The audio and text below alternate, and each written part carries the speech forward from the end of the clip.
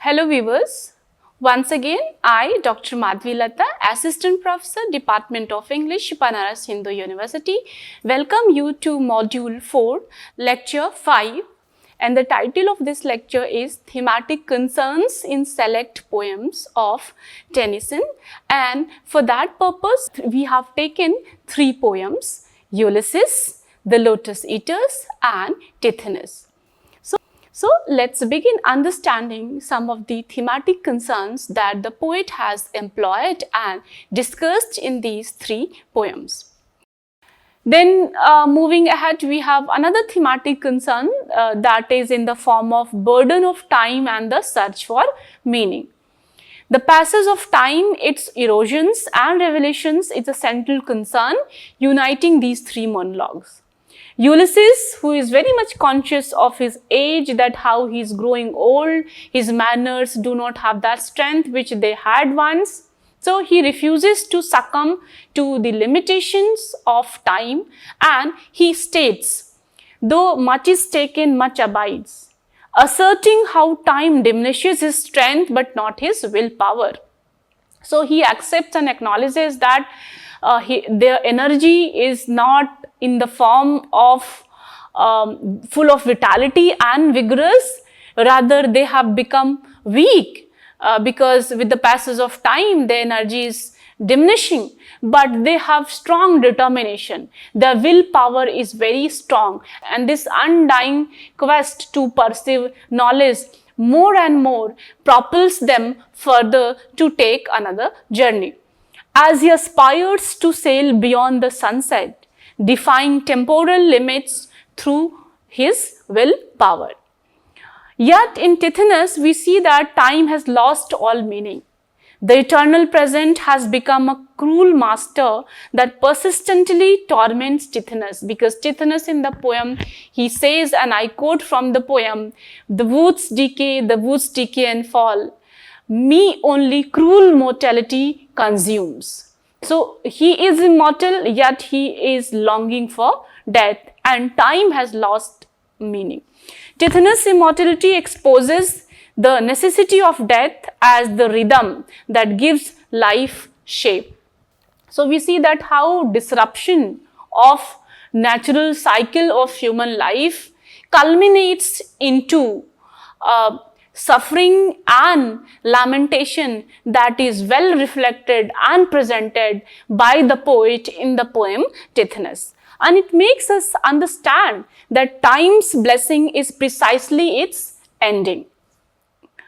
So in contrast, in the Lotus Eaters, time seems suspended because there is always afternoon, and mariners, they are reclining, kind of unwinding themselves. They are numb, passive, stagnated, and they do not seem to keep track of time. So time seems suspended in the poem The Lotus Eaters altogether, as they inhabit a perpetual twilight in which it seemed always afternoon.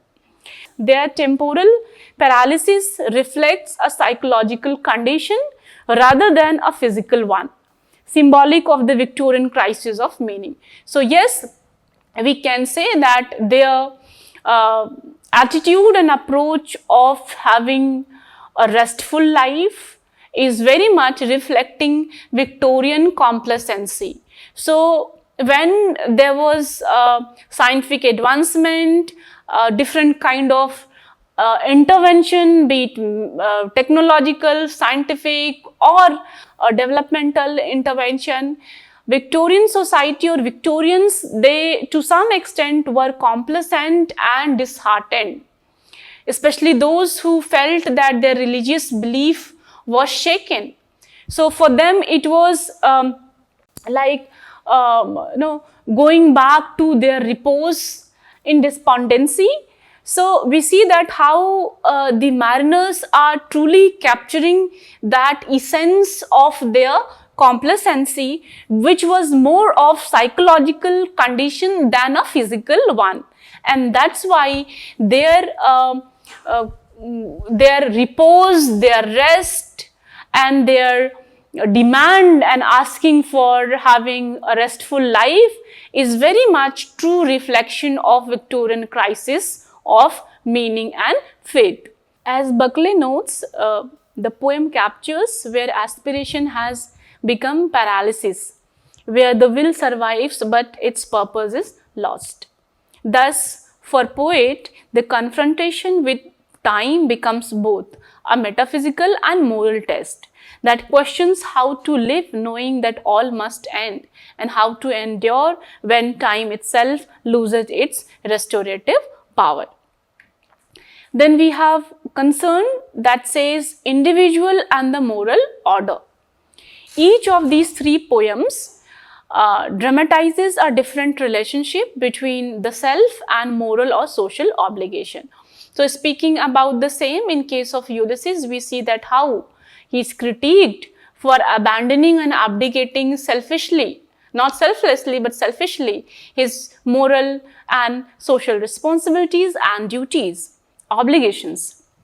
And we observe that there is a radical individuality in the speaker where he is critical of the familial and social obligations and says that it little profits that an idle king by the still hearth among these barren crags matched with an aged wife I meet and dole unequal laws unto savage days that hoard and sleep and feed and know not me. So most likely this can be seen as something that he is giving the reason for embarking on a new journey and not to be able to take this moral responsibility, rather emerge as a radical individual. And his selfhood depends on isolation as he asserts, I am become a name. For some critics, such as Matthew Rawlinson, this self-assertion is reflective of a modern subjectivity, defined by the heroic egoism, which also foreshadows the loneliness that emerges through this alienation. We also know that how Christopher Ricks and E.W. Tilliard, some of them appreciated Ulysses' adventure and some of them criticized his adventure. And some were of the opinion that Ulysses selfishly abandons and abdicates his responsibilities on the pretext that he has to sail once again. However, he should have given the responsibility, or rather bestows the responsibility of his island to him. Rather, he should be sitting back at home and allowing his son Telemachus to go and explore the world. He himself takes the journey ahead, and on the pretext that he cannot be like an idle king who simply has to dispense unequal laws to such race who he calls as savage, and they simply believe in the idea of eating, drinking and marrying and living happily without doing any action in their lives. So he was critical of such life. However, Ulysses himself was critiqued by later critics who found potential ironies in his action. In the poem Lotus Eaters, we see the mariners renounce not only labor but their moral duty also, especially at the end of the poem, where they say that what is the point of going back home, because our sons must have inherited our kingdom, and our minstrels, that means those courtly singers, they must have gone to some other courts, so they do not see any point to go back home, and that's how they want to abdicate their moral duty. This withdrawal is a rebellion against the divine order of effort and renewal.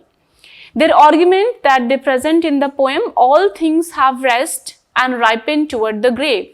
Why should we toil alone? So this is the argument that they present in the poem by saying and by giving examples such as apple or a fruit, that how in nature every natural object has been assigned and allotted a different time span, yet they have to only toil and make meaning in their life through actions. So we see that these lines disguise moral sloth as philosophical wisdom.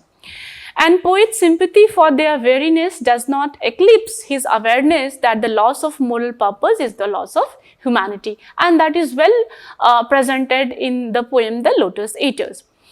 However, on the other hand, when we take under consideration the third poem, that is Tithonus, we see that how Tithonus reconciles individual desire with cosmic order. And we see in the poem that Tithonus, he was full of hubris who transgresses human nature. And in his conceit and vanity, he asked for the boon. And the culmination of that boon was making him a lifelong sufferer with aging, decay, withering, but not having the end of his life, and that is death. And he states in the poem, and I quote, "Me only cruel immortality consumes." And it is an acknowledgement of the justice of natural laws, because yes, true, indeed, without any shadow of doubt, we can say, and one can always say this thing, that if we ever try to disrupt nature or natural cycle, be it of human life or natural cycle as a whole, we can say that there has always been natural justice. And the same has also been argued by Buckley, who states that Tennyson employs the education of the will through grief. And through suffering, Tithonus regains humility and harmony with the natural order. Then we also see how poet's evolving vision from defiance to acceptance. For defiance, we can take example of Ulysses, and acceptance, of course, we have Tithonus. So when these two are studied together, we can say that these poems trace poet's evolving response to suffering and mortality. And on one hand, Ulysses celebrates endurance, the Lotus Eaters questions the value of that endurance, and Tithonus, on the other hand, reconciles the yearning for rest with the recognition of the necessity of our finitude. And this progression mirrors poet's personal and spiritual journey in the years following Halam's death, as it marks a kind of movement from rebellion to resignation, and from heroic assertion to reflective humility. Yes, Ulysses is an epitome of heroism and heroic assertion, we see. And in Tithonus, we see that there is a self-introspection, reflection, contemplation on life, where the masses, that life and death go hand in hand, simultaneous, and they are complement each other, and one cannot be understood in the absence of the other. So we see Ulysses, the Lotus Eaters, and Tithonus. These three poems embody the central paradox of Tennyson's poetic vision that depicts the tension between the will to strive and the need to submit. Through the figures of Ulysses, who can be seen as a defier, Lotus Eaters as dreamers, and Tithonus, a kind of sufferer, the poet has explored the boundaries of human aspiration. Each poem interrogates the meaning of life under the shadow of death, suggesting that both action and rest are incomplete without the other. So we can always understand that action and rest, these two are complementary in the same way as life and death. One cannot be understood in the absence of other. Poet's greatness lies in his refusal to resolve contradiction into creed, as asserted by the critic Christopher Riggs when he states, Tennyson does not simplify his conflicts. His poetry is the form of his doubt and faith alike. So maybe he seems to suggest the idea that Tennyson, the poet, does not offer any solution to these conflicts. Rather, he is a poet of compromise. He kind of provides a middle path between faith and doubt. And thematic unity of these monologues reflect the essence of Tennyson's art, and it serves as ceaseless dialogue between motion and stillness, hope and despair, faith and doubt, and the eternal human effort to find harmony within the limits of time. And that's how we see that these three dramatic monologues, Ulysses, Lotus Eaters, and Tithonus, they encompass these notions, these ideas of motion, stillness, hope and despair, faith and doubt, and thus bringing harmony, bringing unity or organic unity within the limits of time.